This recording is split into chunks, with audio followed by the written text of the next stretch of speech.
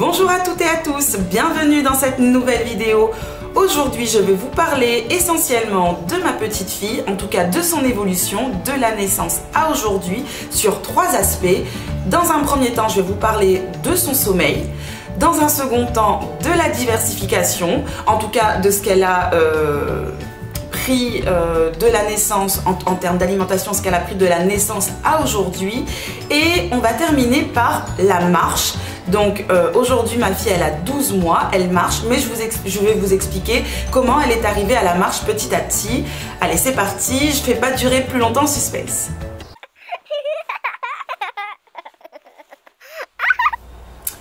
Concernant le sommeil de bébé, ma fille a fait très rapidement ses nuits. Elle a commencé à faire ses premières nuits à l'âge de 1 mois et demi. Au début, elle ne faisait pas ses nuits parce que je l'allaitais, mais c'était vraiment le parcours du combattant pour l'allaitement puisque je n'avais pas de lait ou j'en avais très peu. J'étais obligée de me servir du tire-lait pour pouvoir lui donner la quantité nécessaire par jour. Et c'était très compliqué, c'était la galère. Je passais ma journée à tirer mon lait pour ne pas avoir grand chose. Et pourtant je pensais pas que ça allait être aussi compliqué. Mais c'est comme ça, certaines mamans ont énormément de lait, d'autres mamans en ont peu. Moi c'était mon cas, j'en avais pas beaucoup, mais j'ai essayé de tenir le plus longtemps possible pour elle. Et au bout d'1 mois et demi, j'ai vu que, même déjà au bout d'1 mois, j'ai vu que ça n'allait pas durer. Et du coup j'ai commencé à alterner le biberon et la tétée au sein. Et du coup ça a encore moins stimulé la montée de lait et petit à petit la tétée avec maman a complètement disparu. Et c'est à ce moment-là que bébé a commencé à faire ses nuits. Donc c'est vrai que le fait d'arrêter l'allaitement, bébé avait dans son estomac un lait bien plus conséquent, en tout cas qui lui permettait de tenir un peu plus la nuit. Et la première nuit qu'elle m'a faite, c'était de 18h30 à 9h30 le lendemain. Alors c'est arrivé une fois qu'elle fasse une nuit aussi formidable, mais en tout cas c'est quand même à partir de ce moment-là qu'elle a fait ses nuits. Dès la naissance, bébé dormait à côté de nous dans un lit parapluie en fait que j'ai installé au pied du lit. Et ça nous permettait de pouvoir la prendre facilement si elle avait besoin de contact ou alors si elle avait besoin de la tétée. Et même une partie de la nuit, elle dormait dans le lit. Alors au début, moi et mon mari, nous étions pas trop pour puisque nous avions peur à l'époque d'écraser bébé. Nous faisions extrêmement attention, il s'est rien passé, tout s'est très bien passé, mais on avait quand même cette petite appréhension et du coup on se disait que ça serait mieux que bébé passe la majorité de son temps dans son berceau. Et c'était pas pratique du tout puisque quand on allait de bébé, c'est vrai que des fois toutes les demi-heures, toutes les heures, elle réclame le sein. Et du coup quand vous avez votre enfant près de vous, c'est beaucoup plus pratique et du coup vous pouvez avoir un peu plus d'heures de sommeil. Et du coup c'est ce que j'ai fait à un moment, donc au bout de quelques jours, quelques semaines, je l'ai mise principalement à côté de moi. Et petit à petit, je me suis adaptée au fait, pas très rapidement, mais c'est vrai que ça s'est fait quand même progressivement. Je me suis adaptée au fait qu'elle était près de moi et je lui donnais la tétée. Et du coup, je trouvais qu'elle passait des nuits beaucoup plus apaisantes. Alors c'est vrai qu'on a souvent tout ce débat, est-ce que l'enfant, est-ce que notre petit bout de chou, c'est une bonne chose ou pas de le mettre auprès de son papa et sa maman ? En tout cas dans le lit parental. Et en fait un jour je me suis dit voilà, faut arrêter de se conformer à la règle, de vouloir toujours tout bien faire et d'écouter ces personnes qui disent l'enfant il faut pas le mettre dans le lit sinon c'est mort jusqu'à la fin, il va vous demander d'y rester, il voudra plus aller dans sa chambre, etc. Et en fait pas du tout. Moi je me rends compte qu'aujourd'hui ma fille n'a pas peur de faire ses nuits, en tout cas une bonne partie de la nuit dans sa chambre, que le soir elle sait très bien que la nuit elle commence dans sa chambre et que si dans la nuit elle cherche maman et papa et qu'elle veut être auprès de nous, on vient la récupérer. En plus généralement elle nous réclame vers 2-3 heures du matin, voire des fois elle fait toute la nuit dans sa chambre. Et elle est sereine, elle est apaisée, ce n'est pas un cauchemar pour aller la coucher. Donc du coup, je pense que des fois, il faut savoir écouter son enfant. Si votre enfant vous fait ressentir le besoin d'être auprès de vous, n'hésitez pas à l'écouter puisque c'est un petit bout de chou. Ce bébé était au chaud dans votre ventre pendant 9 mois en état de complaisance. Il n'avait besoin de rien, vous étiez toujours là pour lui. Il se sentait en sécurité. Il était dans une atmosphère serein et sain et il sentait toujours votre présence. Et puis du jour au lendemain, quand il vient au monde, on lui dit « Ah ben non, maintenant tu dois dormir à côté ou dans ta chambre ou dans un berceau ou dans un couffin ». Et je trouve que c'est quand même dur, c'est quand même émotionnellement, c'est quand même énorme pour un enfant de se retrouver H24 dans le ventre de sa mère et après de lui dire bon bah maintenant que t'es sorti, maman et papa sont là, mais on est à côté de toi. Alors après chacun fait comme il veut avec son enfant, mais moi je pense que c'est important de maintenir, de garder ce sentiment de sécurité, de garder cette proximité et ce contact. Je regarde beaucoup les maternelles et l'émission Les Maternelles et en fait c'est vrai que les pédopsychiatres ils disaient que même les chiots quand ils naissent, donc même quand les animaux y mettent bas, la maman elle ne quitte pas ses petits, elle reste à proximité d'eux. Et quand c'est le moment, elle leur apprend petit à petit à devenir indépendants. Mais au départ, elle ne quitte même pas son panier. Elle y reste à 2000%. Et je me suis dit, mais c'est totalement vrai. Pourquoi les animaux, eux, ils ont cet instinct-là et nous, on cherche directement à mettre le petit ou la petite de côté pour lui apprendre l'indépendance alors que l'enfant aura toute sa vie pour ça. Donc, pour en revenir au sommeil, on va dire que actuellement, une partie de la nuit, ma fille, elle fait sa nuit dans sa chambre, dans son berceau, et une autre partie de la nuit, c'est en cododo avec papa et maman, et vers 2-3 heures du matin, elle nous appelle pour qu'on vienne la chercher, et elle termine directement sa nuit avec nous. Et aujourd'hui, on va dire qu'elle se couche très tôt. Elle se couche entre 18h30 et 19h et elle fait sa nuit jusqu'à 6h, 6h30 du matin. Et c'est l'heure à laquelle elle se réveille pour qu'on la prépare et qu'on la dépose chez l'assistante maternelle. Donc c'est nickel. Alors c'est vrai que de temps en temps, elle se réveille la nuit, mais uniquement lorsque elle a le nez qui est encombré. Et souvent c'est dû à la poussée dentaire. Donc ça ne dure pas et dès que la poussée dentaire est terminée et qu'elle est soulagée, elle refait ses nuits comme un petit ange. Donc on a eu vraiment beaucoup de chance à ce niveau-là.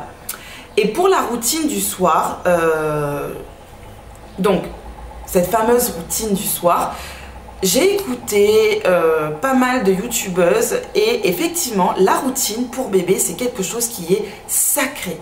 Ma fille elle sait exactement le soir quel est le rituel qu'on met en place pour aller jusqu'au dodo. Donc quand on rentre, alors je la récupère de chez la nounou, on joue un petit peu jusqu'à 17h30. À 17h30, je réchauffe son petit pot. Ensuite, je lui donne à manger. Il est à peu près 17h40, 17h45. Elle termine de manger vers 18h. À 18h, c'est l'heure du bain, avec la petite routine de soins. Et juste après, donc même si ma fille a 12 mois, je la berce encore avant de dormir. On essaye de mettre en place le fait qu'elle s'endorme toute seule. C'est encore un peu compliqué. elle pleure, elle ne veut pas. Et alors certaines mamans vont me dire il faut la laisser pleurer. Mais pour moi, je sais pas, c'est un arrache-cœur, je n'y arrive pas du tout. Hier soir encore, on a essayé, c'était compliqué, c'était vraiment très compliqué, c'était vraiment très dur. Et je vais essayer encore, hein, je vais le faire sur une semaine, je m'oblige vraiment à m'y tenir. Mais de l'entendre pleurer pour moi, c'est très compliqué, surtout que... Alors beaucoup de bébés pleurent avant de dormir, ma fille ce n'est pas le cas. C'est arrivé quand elle a eu une dure journée ou qu'elle était très agitée ou alors si elle a mal aux dents. Mais c'est vrai qu'avant de dormir, même si elle est légèrement agitée, elle ne pleure pas. Et là, de l'entendre pleurer, ça me chagrine. On verra bien. Heureusement qu'il y a mon mari à mes côtés qui m'aide, qui me booste, puisque quand elle pleure, moi aussi je pleure, alors moi aussi j'ai les larmes aux yeux et je sais qu'il ne faut pas faire ressentir à bébé, j'essaye au maximum mais c'est pas si évident que ça. Donc on verra bien, j'essaye d'installer le fait qu'elle soit aujourd'hui toute seule pour dormir. Alors quand je dis toute seule, je lui parle, hein. Je lui dis qu'on est à côté, on reste juste à côté de sa chambre, hein, on ne part pas dans le salon ou dans la cuisine. Tant qu'elle ne s'est pas endormie, on reste à proximité, on essaie de faire le moins de bruit possible. Mais c'est pas évident, donc je vous donnerai des nouvelles. J'espère que d'ici une semaine ou 2 semaines, ça ira mieux et qu'elle pourra enfin s'endormir toute seule. Donc voilà pour le sommeil de bébé, j'espère que je ne me suis pas trop éparpillée et que je vous ai donné un certain nombre d'informations assez constructif, oui c'est ça, et que ça vous aidera pour la routine de bébé le soir avant de dormir.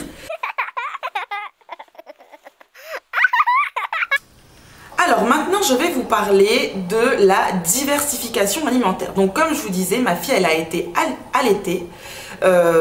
Donc elle a été allaitée dès la naissance, donc je lui ai donné ce fameux colostrum. Ensuite j'ai eu ma montée de lait, je ne vais pas vous parler des douleurs qui vont avec, hein. Voilà, c'est comme ça fait partie du processus, mais c'est tellement de bonheur, c'est tellement un moment de complicité, c'est tellement beau l'allaitement. Moi j'aurais voulu pouvoir le faire pendant au moins 2-3 mois. Ça n'a pas été le cas, j'ai pu l'allaiter comme il le fallait pendant 1 mois et puis après j'ai dû alterner allaitement et biberon pour passer directement et uniquement au biberon dès l'âge d'1 mois et demi. Mais bon, c'est comme ça, tant mieux pour les mamans qui peuvent aller jusqu'à 3, 6 mois, 12 mois d'allaitement voire plus. Bien que moi, j'avais pas envie forcément d'aller jusque là. J'aurais au moins aimé jusqu'à ces 3 mois. Bon, c'est pas le cas. En tout cas, ma fille est en parfaite santé. Jusqu'à présent, je touche du bois. Tout va très bien, à part les poussées dentaires qui agissent directement au niveau du nez. Elle a le nez qui coule, elle est assez encombrée. Sinon, tout va bien. Elle est en parfaite santé. Donc, moi, je crois... en la richesse du lait maternel, mais je sais aussi qu'aujourd'hui le lait en poudre, hein, le lait maternel en poudre, enfin maternel en poudre, hein, on va dire ça comme ça, est beaucoup plus adapté à bébé. Donc moi ma fille elle a bu du Gallia et exclusivement du Gallia, du lait Gallia dès 1 mois et demi. Et jusqu'à ces 12 mois. Aujourd'hui, je suis passée à du Candia, mais j'ai toujours des boîtes de lait Gallia, 3e âge. Et de toute façon, même le Candia, elle l'accepte très très bien. Elle n'est pas allergique au lactose, comme beaucoup de bébés le sont, puisque j'ai l'impression que beaucoup d'enfants aujourd'hui sont allergiques au lactose. C'est une allergie avant qui se décelait peu, ou alors où on en parlait très peu. Moi j'ai eu cette chance qu'elle supporte tout, elle aime tout. Le sucré ça a été très compliqué pour l'intégrer, ce qui n'est pas très grave. Par contre les légumes, la viande, voilà, tout ça, ça s'est très bien passé. Au début, elle a eu un peu de mal avec la carotte. j'ai réessayé et aujourd'hui ça se passe très bien. Donc ma fille mange de tout. Aujourd'hui je mixe de moins en moins, de moins en moins les aliments. Donc je mixe quand même la viande parce que les gros bouts, enfin j'ai peur qu'avec les gros bouts elle s'étrangle, mais sinon les légumes, le riz, les pâtes, je les mixe plus et maintenant qu'elle a 8 dents, et bah du coup ça se passe très bien, elle mange super bien, elle termine tous ses petits pots. Donc au niveau des repas, elle a un biberon le matin à son réveil. Ensuite elle mange vers 11h, 11h30 son petit pot, un yaourt et une compote. À 4h elle mange une compote et un yaourt. Puisqu'elle refuse le lait à 4h, maintenant elle ne veut plus le biberon de 4h. Et le soir, depuis une semaine ou 10 jours, elle ne boit plus son biberon, elle mange juste son repas, c'est-à-dire son petit pot, une compote et un yaourt, et voire des fois elle veut même pas la compote, elle veut uniquement le yaourt, et elle est calée jusqu'au lendemain matin et elle ne réclame plus le biberon. Donc j'ai lu et j'ai vu qu'il fallait éviter le biberon avant de dormir, en tout cas le biberon de lait le soir, remplacer le lait par de l'eau, mais au final ma fille elle ne réclame même plus le biberon le soir avant de dormir, juste le matin, même à 4h elle en veut plus.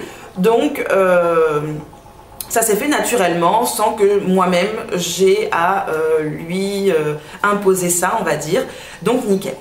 Voilà au niveau de la diversification. Alors juste une petite précision, j'ai introduit la viande et le poisson ainsi que tout ce qui est œufs, enfin toutes les protéines animales assez tardivement, puisque j'ai introduit les premiers morceaux de viande et de poisson à partir de 10 mois. Donc j'ai pris énormément de temps, mais comme mon mari a des allergies alimentaires, pour éviter que cela se reproduise, en tout cas sous l'avis du médecin, sur avis du médecin, pardon, j'ai décidé de prendre mon temps pour l'introduction de la viande, et au final, bah nickel, puisque elle a tout très bien supporté et elle n'a pas d'allergie. C'est vrai que j'ai beaucoup de chance à ce niveau-là, que ce soit au niveau des produits pour bébé, le gel nettoyant, les crèmes de change, les laits hydratants, aucun souci, elle supporte tout, toutes les marques, donc là-dessus je sais que j'ai beaucoup de chance. Ensuite au niveau alimentaire, pas de souci. Pas d'allergie, pas de rougeur, pas de plaques, que ce soit au niveau des légumes, des fruits ou alors des viandes. Voilà. Donc, une diversification qui s'est très bien passée, en sachant que j'ai commencé la diversification assez tardivement également, puisque jusqu'à 6 mois, ma fille était uniquement au biberon, et à partir du 6e mois, on a commencé la diversification avec les petits pots de légumes. Et alors tout ça toujours hein, dans un souci d'allergie, et tout s'est très bien passé et elle est en pleine forme. Alors je vous l'ai pas dit, ma fille elle a 12 mois et pour ces 12 mois elle fait 78 cm et elle fait 9 kg. Donc elle est en pleine forme, on a déjà fait ses vaccins, on doit bientôt refaire ses vaccins d'ici 1 mois. Alors je crois que c'est pour la rubéole et je ne sais plus, mais en tout cas je sais qu'il y avait la rubéole dans les vaccins qu'elle doit faire. Donc elle est en pleine santé et tout va bien pour elle. Alors ensuite, au niveau de la motricité, donc ma fille a commencé à se mettre à 4 pattes très tôt. Elle a commencé à le faire dès l'âge de 4 mois. Et alors je passe directement aux 4 pattes, hein, je ne parle pas de lorsqu'elle a commencé à se retourner du dos sur le ventre ou à se mettre sur le côté. Je vais directement passer à la motricité, mais à partir du moment où elle s'est mise à 4 pattes. Donc elle a commencé à le faire à partir de ses 4 mois, où elle restait sur place, hein, attention, hein, elle se mettait à 4 pattes, mais elle restait sur place. Elle reculait, elle avançait, elle reculait, elle avançait, mais tout en faisant du sur place. Ensuite elle a commencé à avancer petit à petit dans les semaines qui ont suivi, ensuite à se mettre debout, et dès l'âge de 10 mois, elle a commencé à faire ses premiers pas, et à 11 mois, elle gambadait partout. Alors aujourd'hui, elle a 1 an. Elle n'a pas un équilibre parfait, elle ne tient pas parfaitement, surtout qu'elle veut aller trop vite. Donc forcément, comme elle veut aller trop vite, souvent elle atterrit sur les fesses ou alors sur les mains à l'avant, mais elle se débrouille quand même pas mal. Moi je pense que comme elle veut déjà courir, c'est ce qui fait qu'elle ne maîtrise pas encore, pour moi en tout cas, totalement la marche. Et c'est vrai que c'est à partir de ce moment-là où on se rend compte à quel point, tant que bébé ne marche pas, tout va bien. Quand bébé commence à marcher, là c'est autre chose, parce qu'on a peur qu'elle se cogne, on a peur qu'elle tombe, mais pas de la bonne manière.